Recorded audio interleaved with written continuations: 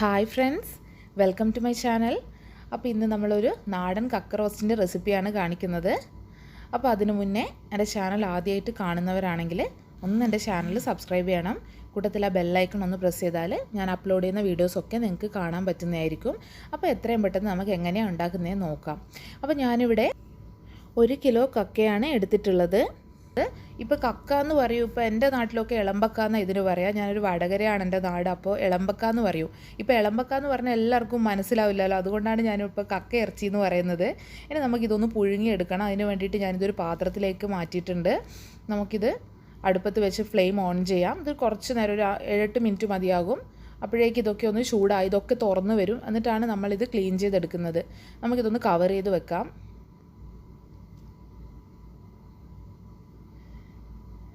ഇപ്പോൾ ഇത് ഓൾമോസ്റ്റ് ഒരു 7-8 മിനിറ്റ് ആയിട്ടുണ്ട്. ഇനി നമുക്കിത് മാറ്റി വെച്ച് ഇതൊന്ന് തണുത്ത് കഴിഞ്ഞതിൻ്റെ ശേഷം നമുക്ക് ഇത് ക്ലീൻ ചെയ്യാം. അപ്പോൾ എങ്ങനെയാണ് ക്ലീൻ ചെയ്യുന്നത് എന്നുള്ളത് ഞാൻ കാണിച്ചു തരാം. അപ്പോൾ ഇത് നന്നായിട്ട് തണുത്ത് വന്നിട്ടുണ്ട്. അപ്പോൾ ഇത് കണ്ടു, ഇതൊക്കെ തുറന്ന് വന്നിട്ടുണ്ട്. അപ്പോൾ ഇതിൻ്റെ ഷെല്ലില്ലേ, ഒരു കക്കത്തോട്, അത് നമ്മൾ ഒരു തോട് ഇതിൽ നിന്ന് പറിച്ചെടുത്തിട്ട് അതിലുള്ള ഈ ഇറച്ചി ഇങ്ങനെ ഇളക്കിയെടുക്കുകയാണ് ചെയ്യുന്നത്. അപ്പോൾ എല്ലാം നമുക്ക് ഇതുപോലെ ഒന്ന് ക്ലീൻ ചെയ്തെടുക്കാം. അപ്പോൾ ചില ഇറച്ചിയൊക്കെ നമുക്ക് പെട്ടെന്ന് തന്നെ ഇങ്ങനെ ഇളകി കിട്ടും, ചിലതിങ്ങനെ അതിൽ പറ്റി പിടിച്ച് കിടക്കുന്നുണ്ടോ. അപ്പോൾ അതുകൊണ്ടാണ് ഞാൻ പറഞ്ഞത് ഈ ഒരു ഷെല്ല് കൊണ്ട് നമുക്ക് ഇങ്ങനെ ഇളക്കിയെടുക്കുക എന്നുള്ളത്. ഇപ്പം നമ്മുടെ കല്ലുമ്മക്കായല്ലേ, കല്ലുമ്മക്കായ നിങ്ങളെന്താ പറയുക, കടുക്ക അങ്ങനെയൊക്കെ പറയില്ലേ, അതും ഞാൻ ഈ ഒരു രീതിയിലാണ് ചെയ്യാറുള്ളത്. അപ്പോൾ ഈസി ആയിട്ട് ഇപ്പോൾ പുഴുങ്ങിയെടുക്കുകയാണെങ്കിൽ ഈ ഒരു രീതിയിലാണ് ചെയ്യാറ്.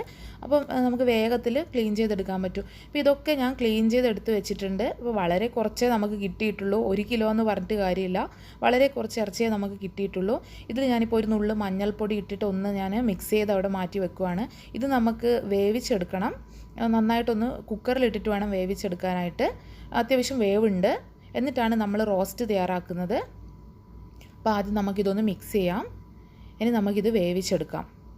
അതിന് വേണ്ടിയിട്ട് ഞാൻ ഒരു കുക്കറിൽ ഈ ഒരു കക്കയിറച്ചി ചേർത്ത് കൊടുക്കുന്നുണ്ട്. വളരെ കുറച്ചേ നമുക്ക് കിട്ടിയിട്ടുള്ളൂ. അപ്പോൾ അത് വെച്ച് നമുക്ക് നല്ല ടേസ്റ്റി ആയിട്ട് തയ്യാറാക്കാം.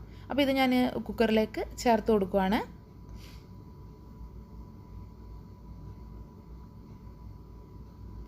നമുക്കിതിലേക്ക് ഒരു നുള്ള് ഉപ്പ് ചേർത്ത് കൊടുക്കണം.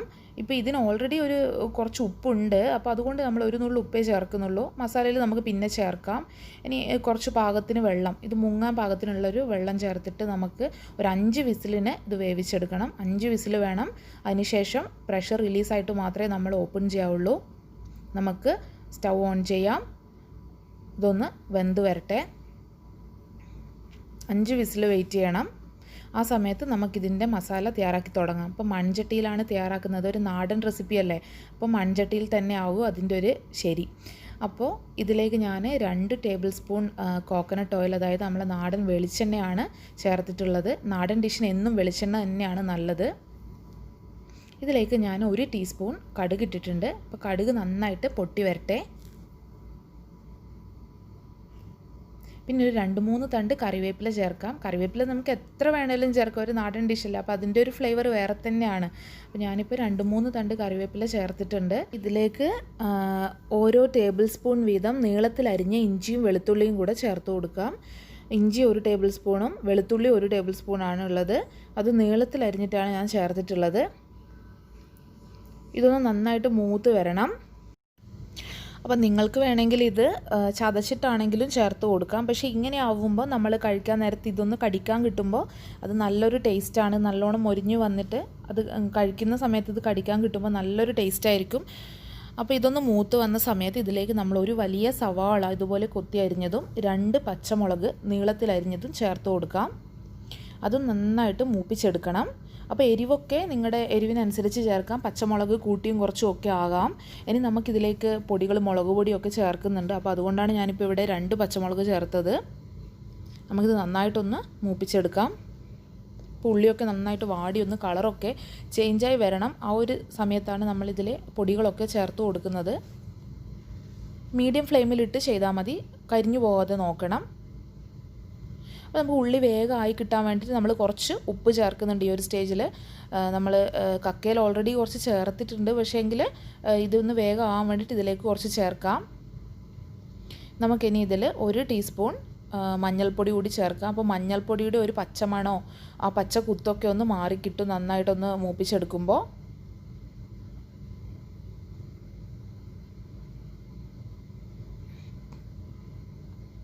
നല്ലൊരു സ്മെല്ലുണ്ട്.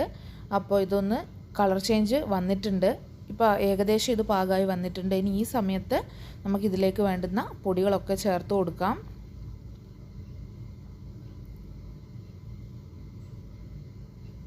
അപ്പോൾ ആദ്യം ഇതിലേക്ക് 1 ടേബിൾ സ്പൂൺ മുളക് പൊടിയാണ് ചേർക്കുന്നത്. എരിവുള്ള മുളക് പൊടിയാണ് ചേർക്കുന്നത്. പിന്നെ നമ്മൾ 1 ടീസ്പൂൺ കുരുമുളക് പൊടി കൂടി ചേർക്കുന്നുണ്ട്. അപ്പോൾ കുരുമുളകിൻ്റെ ഒരു ഫ്ലേവർ നല്ല രീതിയിലുണ്ടെങ്കിൽ ഇത് നല്ലൊരു ടേസ്റ്റ് ആയിരിക്കും. 1 ടീസ്പൂൺ കുരുമുളക് ചേർക്കുന്നുണ്ട്. പിന്നെ നമ്മൾ 1 ടേബിൾ സ്പൂൺ മല്ലിപ്പൊടി കൂടി ചേർത്ത് കൊടുക്കുന്നുണ്ട്. അപ്പോൾ ഇത്രയും പൊടികൾ ചേർത്തിട്ട് ഇനി ഈ പൊടികളൊക്കെ ഒന്ന് വഴറ്റി അതിൻ്റെ പച്ചമണമൊക്കെ മാറി വരുന്നവരെ ഒന്ന് വഴറ്റി കൊടുക്കാം.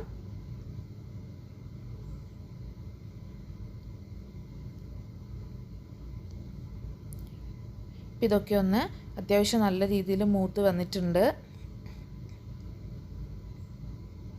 ഇനി നമുക്ക് വേവിച്ച് വെച്ച കക്കയിറച്ചിയില്ലേ, അത് നമുക്കിതിലേക്ക് ചേർക്കാം.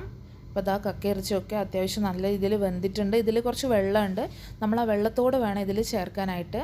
എന്നിട്ട് നമുക്ക് വെള്ളം വറ്റിച്ചെടുക്കുകയാണ് വേണ്ടത്. അപ്പോൾ ഞാൻ ഈ വെള്ളത്തോടുകൂടെ കക്കയിറച്ചി ഈ മസാലയിലേക്ക് ചേർത്തിട്ട് നല്ല രീതിയിൽ മിക്സ് ചെയ്ത് നമുക്കൊന്ന് ഫ്ലെയിം ഒന്ന് കൂട്ടി വെക്കാം. എന്നിട്ട് നമുക്കിത് ഇളക്കി കൊടുക്കണം. ഈ വെള്ളം ഒന്ന് വറ്റിച്ചെടുക്കണം. നമ്മളൊരു റോസ്റ്റ് പരുവത്തിലല്ലേ എടുക്കുന്നത്. അപ്പം വെള്ളം ഒന്ന് ഡ്രൈ ആയി കിട്ടട്ടെ.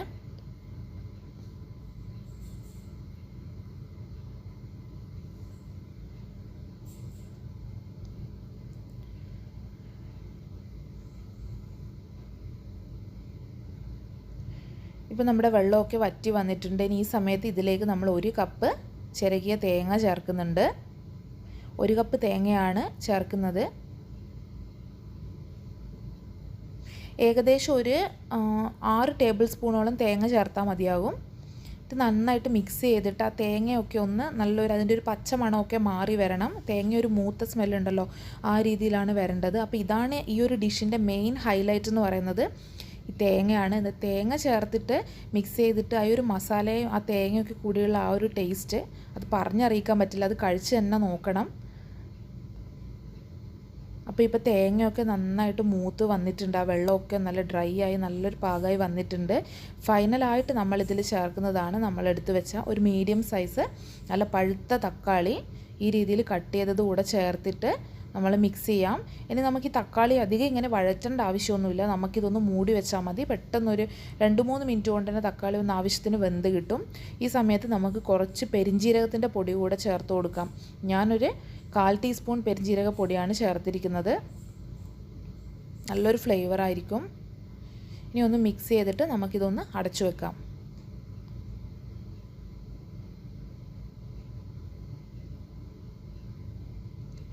ഇപ്പോൾ ഒരു 2-3 മിനിറ്റ് കഴിഞ്ഞിട്ടുണ്ട്. നമ്മുടെ തക്കാളിയൊക്കെ നല്ല സോഫ്റ്റായിട്ട് വന്നിട്ടുണ്ട്. ഇത് അധികം അങ്ങനെ വെന്തുടയേണ്ട ആവശ്യമൊന്നുമില്ല. എന്നാൽ അതിൻ്റെ പുളിയൊക്കെ ഇറങ്ങി നല്ല പാകമായിട്ട് വന്നിട്ടുണ്ട്. നമുക്കിതൊന്നുകൂടെ മിക്സ് ചെയ്ത് കൊടുക്കാം. ഇപ്പം നമ്മുടെ ഈ ഒരു റെസിപ്പി ഏകദേശം തയ്യാറായി വന്നിട്ടുണ്ട്.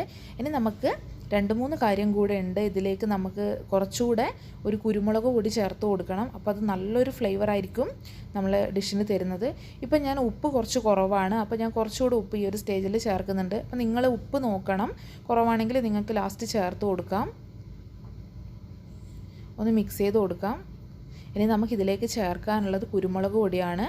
അപ്പോൾ ഞാനിതിലേക്ക് 1 ടീസ്പൂൺ കൂടെ നല്ല കുരുമുളക് പൊടി, നല്ല എരിവുള്ള കുരുമുളക് പൊടി ചേർത്തിട്ടുണ്ട്. നന്നായിട്ടൊന്ന് മിക്സ് ചെയ്തെടുക്കാം. ഇത് ലാസ്റ്റ് ചേർക്കുമ്പോൾ അത് വേറെ തന്നെ ഒരു ഫ്ലേവർ ആയിരിക്കും.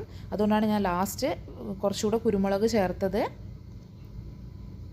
ഇനി നമുക്കിതിൽ കുറച്ചുകൂടെ കറിവേപ്പില നമുക്ക് എത്ര വേണമെങ്കിലും ചേർത്തോളൂ കേട്ടോ. നല്ലൊരു ഫ്ലേവർ ആയിരിക്കും. അപ്പോൾ ഞാൻ കുറച്ച് കറിവേപ്പില കൂടെ ചേർത്തിതാ നമ്മുടെ അടിപൊളി നാടൻ കക്ക റോസ്റ്റ് തയ്യാറായി. ഞാൻ ഫ്ലെയിം ഓഫ് ചെയ്ത് നമുക്കൊരു സെർവിങ് ബൗളിലേക്ക് മാറ്റാം.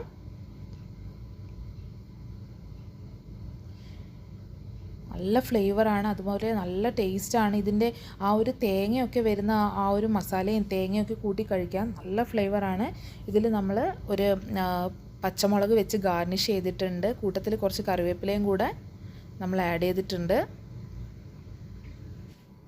അപ്പോൾ നിങ്ങൾക്കിനി കക്കയിറച്ചി കിട്ടുവാണെങ്കിൽ നിങ്ങൾ ഒരു വട്ടം ഈ ഒരു രീതിയിലൊന്ന് ട്രൈ ചെയ്ത് നോക്കണം. എന്നിട്ട് നിങ്ങൾ കമൻറ്റ് ചെയ്യണം, എങ്ങനെയുണ്ടെന്ന് കമൻറ്റ് ചെയ്യണം. അപ്പോൾ എന്തായാലും നിങ്ങൾ ഈ വീഡിയോ കാണുവാണെങ്കിൽ എൻ്റെ ചാനൽ ഒന്ന് സബ്സ്ക്രൈബ് ചെയ്യണേ, കൂട്ടത്തിൽ ആ ബെല്ലൈക്കണും കൂടെ ഒന്ന് പ്രസ് ചെയ്യണം. അപ്പോൾ എല്ലാ വീഡിയോസും നിങ്ങൾക്ക് കാണാൻ പറ്റും. അപ്പം നമുക്ക് നെക്സ്റ്റ് നല്ലൊരു റെസിപ്പി ആയിട്ട് അടുത്ത വീഡിയോയിൽ കാണാം. അതുവരെ എല്ലാവർക്കും താങ്ക് യു.